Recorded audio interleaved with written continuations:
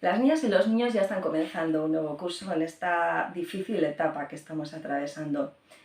Si bien siempre ha sido importante el saber acompañarles para que se puedan desarrollar de la manera más saludable posible y se sientan comprendidas, comprendidos, llamadas, llamados, hoy en día más que nunca es fundamental que las familias, educadoras y educadores y cualquier persona en contacto con la infancia y la adolescencia se forme y pueda tener un espacio donde compartir sus dudas y poder realizar un acompañamiento de calidad. Soy Pilar Seminario, psicóloga especialista en salud y prevención infantil, además de maestra y madre.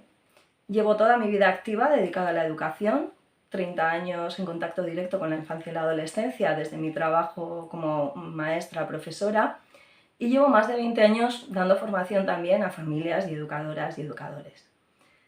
Hoy vengo a presentaros los grupos de padres, madres, cuidadoras, cuidadores que llevo en Pamplona y alrededores, dirigidos a familias con criaturas o chicas, chicos de entre 0 y 18 años en agrupaciones de diferentes edades.